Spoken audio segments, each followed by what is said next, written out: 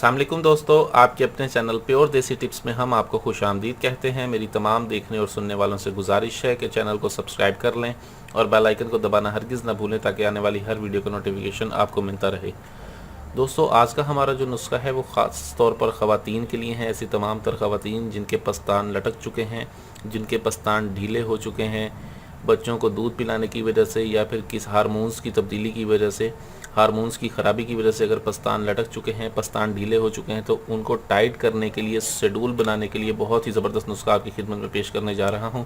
इस नुस्खे से इस्तेमाल से चाहे किसी भी वजह से पस्तान लटके हुए हों, पस्तान ढीले हों, पस्तान बदनुमा हो गए हों, उनकी शेप सारी ख़राब हो गई हो, पस्तान बहुत ज़्यादा शेड्यूल हो जाते हैं, टाइट होते हैं, उनकी फ्रीमिंग होती है और बिल्कुल टाइट हो जाते हैं। बहुत ज़बरदस्त नुस्खा है, बहुत आला है। इसमें किन चीज़ों का इस्तेमाल है और ये नुस्खा कैसे बनना है, तो चलिए शुरू करते हैं। इसमें सबसे पहले हमें जो चीज़ चाहिए होगी वो है 7 अनार। 7 अनार हमें चाहिए होगा। इसमें 1 तोला माई हमें चाहिए होगा, इसमें 1 तोला माजू हमें चाहिए, इसमें 1 तोला फटकड़ी हमें चाहिए होगी 1 तोला और 100 ग्राम हमने लेना है जैतून का तेल। हमने करना ये है कि इन तमाम चीज़ों को हमने खूब अच्छी तरह से बिल्कुल पीस लेना है, अलग अलग। इसे आप किसी दोरी डंडे में, हवन दस्ते में या किसी भी चीज़ में, खरल में डालकर अच्छी तरह से बारीक पीस के कूट लें। से बारीक कूट लें, पीस के इसको बिल्कुल मिसले मैदा पाउडर बना लें। तमाम को अलग अलग रख दें।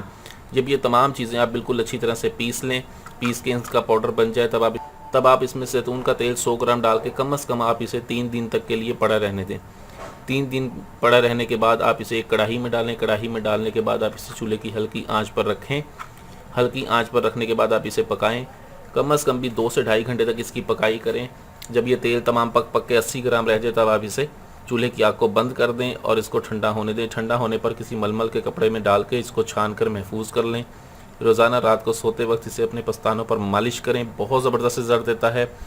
ब्रेस्ट की फ्रीमिंग के लिए, टाइटनेस के लिए और लटकी हुई छातियों को उभार के लिए बहुत ज़बरदस्त है। वीडियो अच्छी लगी हो तो इसे लाइक, शेयर और कमेंट ज़रूर करें। मुझे अगली वीडियो तक के लिए इजाज़त दें। अपनी सेहत का बहुत ख्याल रखें। शुक्रिया। अल्लाह हाफ़िज़।